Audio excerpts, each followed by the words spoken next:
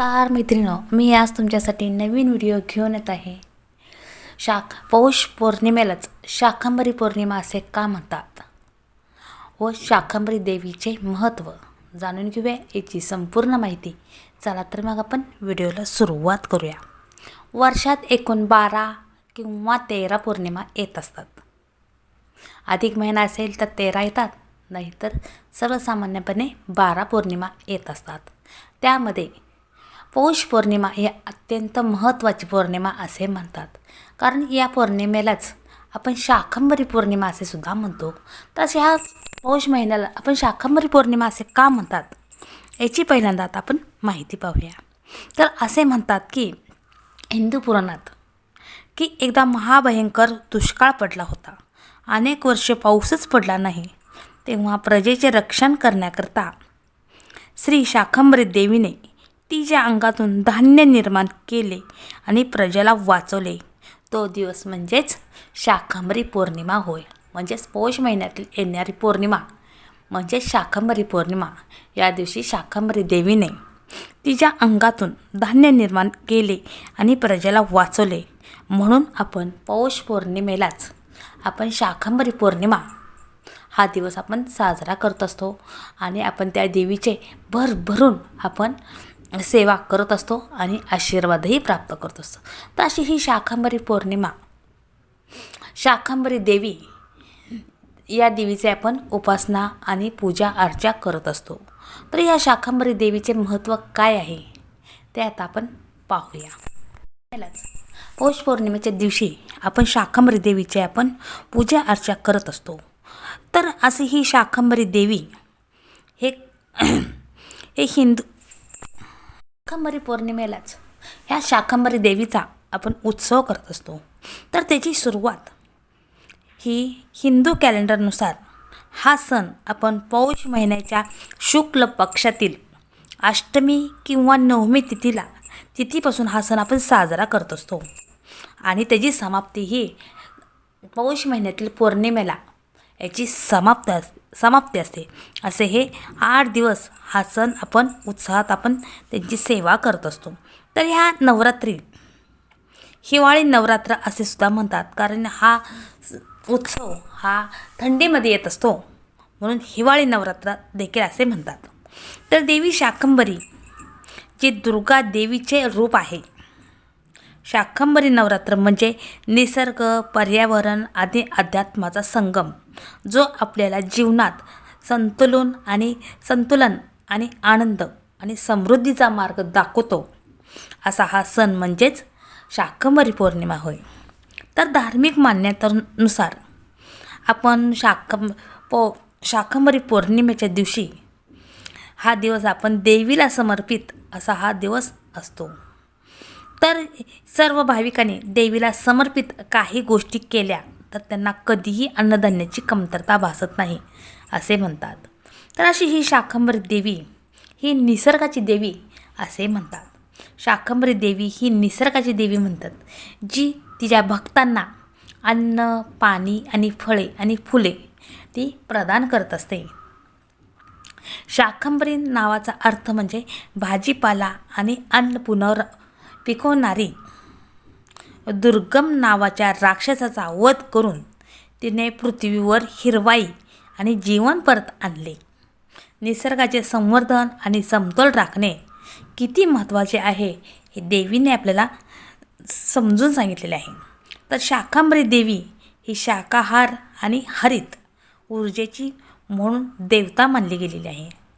तर या दिवशी आपण भक्त देवीची आपण प्रार्थना करत असतो आणि आपल्या घरात सुख, समृद्धी आणि शांतीची भरभराट हो अशी हे आपण देवीपुढे प्रार्थना करत असतो. तर अशा हा शाकंभरी पौर्णिमेला आपण शाकंभरी देवीची पूजा कशी करायची आहे ते पहिल्यांदा आता आपण पाहायचं आहे.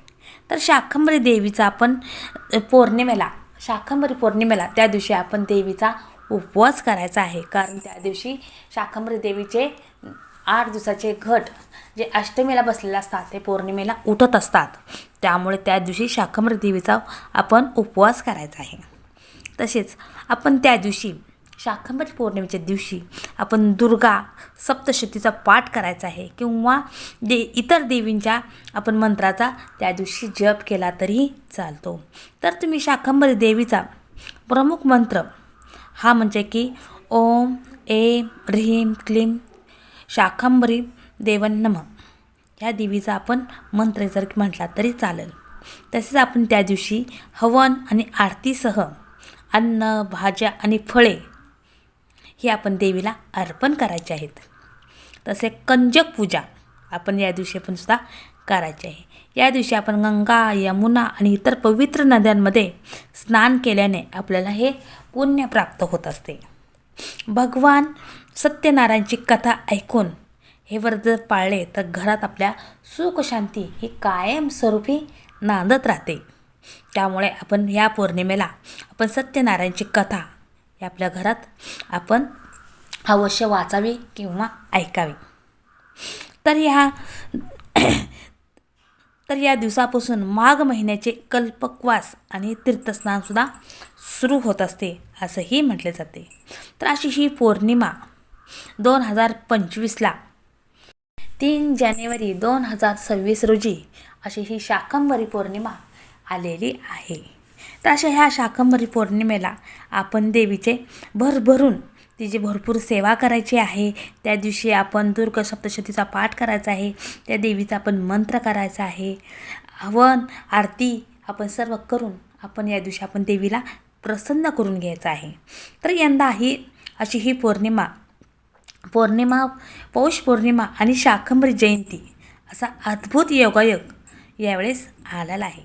तर केवळ पूर्ण चंद्राचे प्रतीक नाही तर देवी शक्तीचा आशीर्वाद मिळवण्याचा हा एक विशेष असा प्रसंग आपल्याकडे आलेला आहे. तर त्यामुळे आपण पौष पौर्णिमा आणि शाकंभरी पौर्णिमा आपण देवीचा आपण आशीर्वाद घ्यायचा आहे आणि तिची आपण त्या दिवशी सेवा करायची आहे.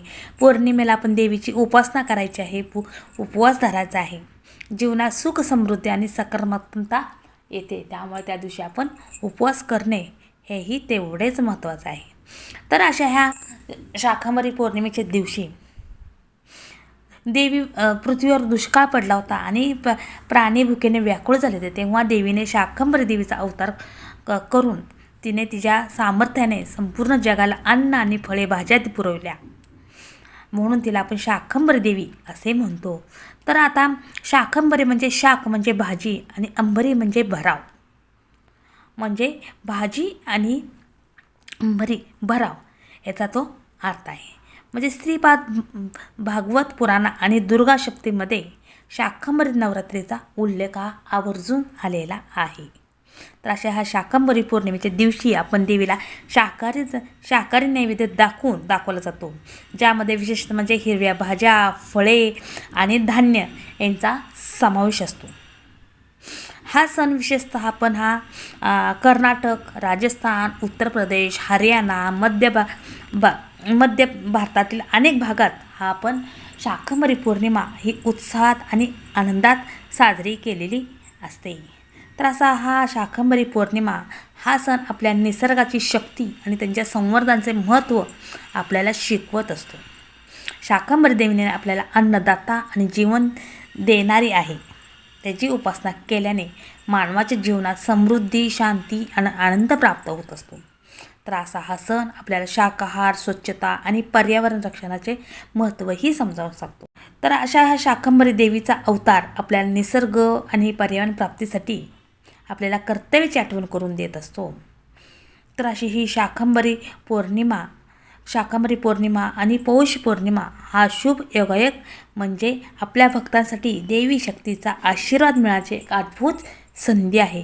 त्यामुळे या दिवशी आपण पूजा, दान आणि ध्यान केल्याने आपल्या जीवनात सुख, समृद्धी आणि शांती लाभेल.